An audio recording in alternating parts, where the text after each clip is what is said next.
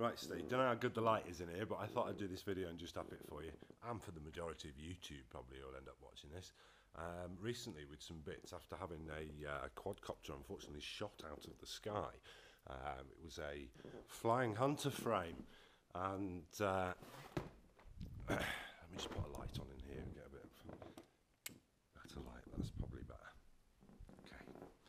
So, yeah, Flying Hunter frame, which I'd got from Banggood, and it looked a beautiful, beautiful frame there, you can see, and they did a tricopter and a hexacopter version as well.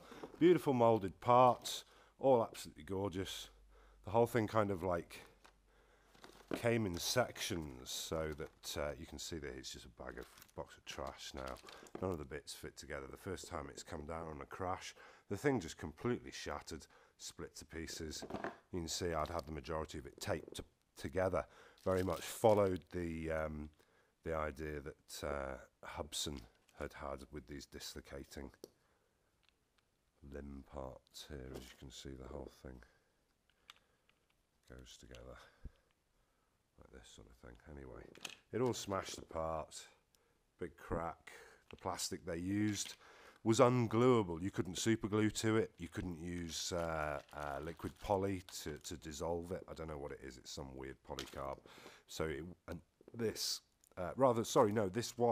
was quite fragile polycarb rather.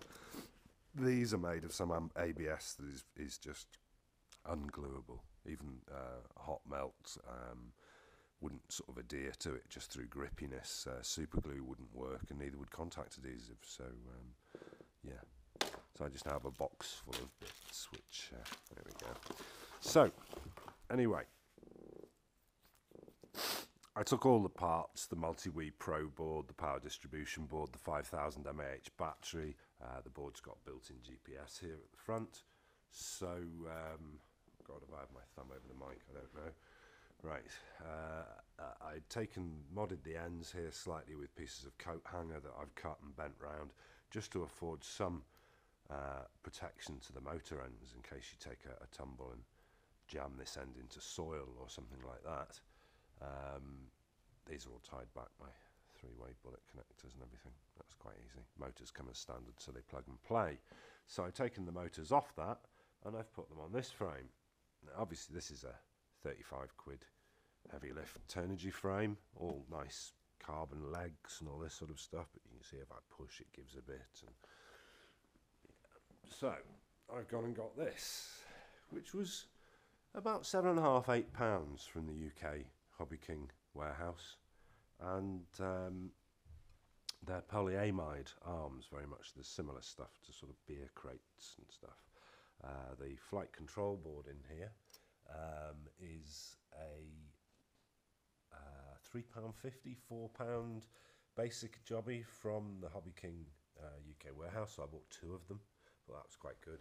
You can see in here we've just got four basic motor outs and 4 signals in. Now I'm running it on the Turnigy 9-channel receiver that's in there, and I've actually got a Q brain which fitted nicely underneath there, just velcroed on. That's a 20 amp. These 950s, seems to run it, doesn't get hot. It just goes with no throttle anyway, which you'll see in a minute. I haven't tidied this up too much yet, but I've put an on-off switch on the back. And the red light's actually, the thing's armed at the moment, which isn't a good idea. So I'm going to come back over here to my controller. I had a DVD headrest unit that had been knocking around here, this Centurion one. Hadn't done a lot with it, so I rigged it up here to take the input from the Bosscam FPV unit, which should be here at the start of next week. So currently I'm running this is the transmitter tray, slightly modified. I cut a hole up there, had to trim out this bit here to let that through, had to drill a hole up there so that I could have the aerial more vertically mounted. I made these nice arrangements like this, so it hangs quite nicely. You can get your hands in there. As I say, you've got a nice screen here, and there's a couple of outputs and another AV in and stuff like that. Lovely menu system on here and lots of functions and stuff. That's quite nice. I believe it's also got infrared, so although I don't have the remote. So anyway, yeah, what I'll do is we'll try and do this. So at the moment it's armed. You can see the red light on there, and if I try and get both in, take it down this way, the light will go off. There we go. So you see the red light on it is off and it's beeping away. So I'm going to go through the arm procedure and just try and get it hovering about 6 inches off the floor and show you what this is doing. And as I say, this is a £3.50 flight board, a £7.50 frame, an existing battery that I had, and the Q brain I think was 30 quid, and the receiver was 6 quid. Obviously it flies with the existing Turnigy 9X that I already have, so let's give this a go.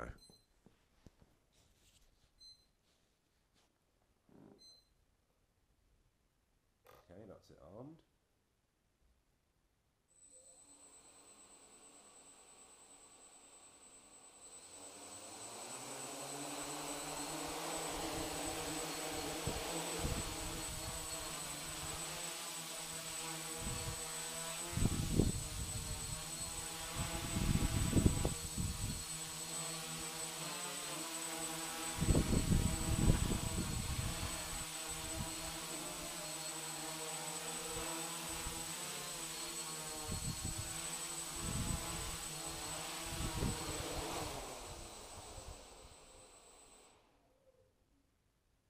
And unarm it.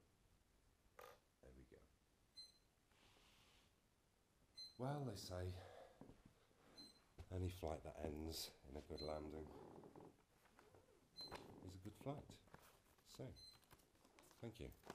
That certainly works. Brilliant.